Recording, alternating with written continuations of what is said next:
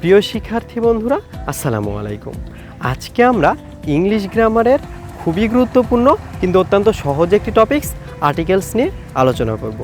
যদিও বা এই টপিকসটা অত্যন্ত সহজ, কিন্তু পরীক্ষার হলে এই আর্টিকেলে একটা না একটা ভুল আমাদের হয়ে যায়। সেজন্য বন্ধুরা, আজকে আমরা এই আর্টিকেল নিয়ে এমনভাবে শিখব বা এমনভাবে ধারণা নেব যাতে এই আর্টিকেল নিয়ে কোনো সমস্যা ইন ফিউচার আমাদের আর না থাকে। আর্টিকেল আমরা সকলেই জানি এ, অ্যান এবং দিকে আর্টিকেল বলা হয়ে থাকে, কিন্তু আমরা অনেকেই হয়তো জানি না এই আর্টিকেল আসলে কোন পার্টস অফ স্পিচ। আর্টিকেল হচ্ছে অ্যাডজেক্টিভ। এছাড়াও এটি বাক্যে ডিটারমিনার অথবা প্রি-মডিফায়ার হিসেবে ব্যবহৃত হয়ে থাকে। আর্টিকেল আসলে কত প্রকার? আর্টিকেল মূলত দুই প্রকার। এক হচ্ছে ইনডেফিনিট আর্টিকেল, দ্বিতীয়ত হচ্ছে ডেফিনিট আর্টিকেল। ইনডেফিনিট আর্টিকেলের মধ্যে আছে এ এবং অ্যান, এবং ডেফিনিট আর্টিকেলের মধ্যে আছে দি।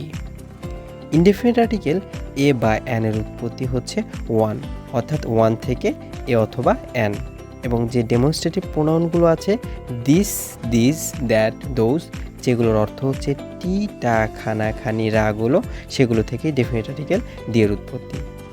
ডেফিনিট আর্টিকেলের উচ্চারণেও আমরা কিছুটা ভিন্নতা লক্ষ্য করে থাকি। ডেফিনিট আর্টিকেলকে আমরা কখনো বলি দি এবং কখনো বলি দা। যখন কোনো ওয়ার্ড ভাওয়েল দ্বারা শুরু হয়, তার পূর্বে যে ডেফিনিট আর্টিকেল আমরা ব্যবহার করে থাকি সেটিকে আমরা বলি দি, যেমন দি অ্যাপল। এবং যখন কোনো ওয়ার্ড কনসোনেন্ট দ্বারা শুরু হয়, তার পূর্বে যে ডেফিনিট আর্টিকেল আমরা ব্যবহার করে থাকি সেটিকে আমরা বলবো দা, যেমন দা পেন।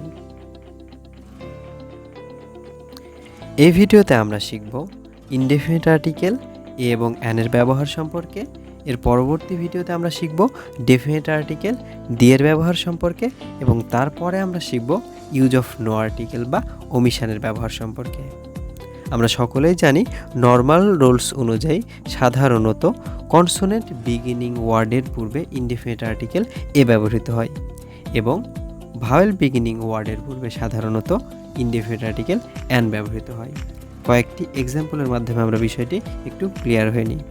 ফার্স্ট এক্সাম্পলে আমরা দেখতে পাচ্ছি consonant beginning word lamp, book এবং পেনের পূর্বে ইনডেফিনিট আর্টিকেল এ ব্যবহৃত হয়েছে। A lamp, a book, a pen. এবং সেকেন্ড এক্সাম্পলে আমরা দেখতে পাচ্ছি যে vowel beginning word apple, orange এবং এলিফ্যান্টের পূর্বে অ্যান ইনডেফিনিট আর্টিকেলটি ব্যবহৃত হয়েছে, যেমন an apple, an orange, an elephant. এই ইনডেফিনিট আর্টিকেলে মোট 4টা এক্সেপশনাল রুলস আছে, যেগুলো কিনা নর্মাল রুলসের সম্পূর্ণ বিপরীত।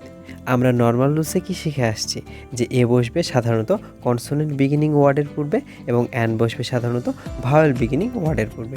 কিন্তু এই এক্সেপশনাল রুলসের ক্ষেত্রে এ বসবে ভাওয়েল বিগিনিং ওয়ার্ডের পূর্বে এবং অ্যান বসবে কনসোনেন্ট বিগিনিং ওয়ার্ডের পূর্বে, যেগুলো কিনা নর্মাল রুলসের সম্পূর্ণ বিপরীত। Exceptional rules 1। ONE ওয়ানের পূর্বে ইনডেফিনিট আর্টিকেল অ্যান না বসে এ বসে। আমরা সকলেই জানি ভাওয়েল বিগিনিং ওয়ার্ডের পূর্বে সাধারণত ইনডেফিনিট আর্টিকেল অ্যান ব্যবহৃত হয় এবং কনসোনেন্ট বিগিনিং ওয়ার্ডের পূর্বে ইনডেফিনিট আর্টিকেল এ ব্যবহৃত হয়। কিন্তু এই ওয়ান ওয়ার্ডটি ভাওয়েল বিগিনিং ওয়ার্ড হওয়া সত্ত্বেও এটির পূর্বে অ্যান না বসে এ বসে, যেমন a one eyed man, a one sided match, a one legged girl. Exceptional rules 2। আমরা সকলেই জানি যে ভাওয়েলের পূর্বে ইনডেফিনিট আর্টিকেল অ্যান ব্যবহৃত হয়, কিন্তু ভাওয়েলের উচ্চারণ যদি ইউ এর মতন হয় তাহলে তার পূর্বে অ্যান না বসে এ বসে, যেমন অ্যান ইউনিভার্সিটি স্টুডেন্ট না হয়ে হবে a university student. An European girl না হয়ে হবে a European girl. Exceptional rules 3। কোনো অ্যাক্রোনিমস বা শব্দ সংক্ষেপ যদি এফ, এইচ, এল, এম, এন, আর, এস, এক্স দ্বারা শুরু হয় তাহলে তার পূর্বে এ না বসে অ্যান বসে, যদিও বা এগুলো কনসোনেন্ট বিগিনিং ওয়ার্ড।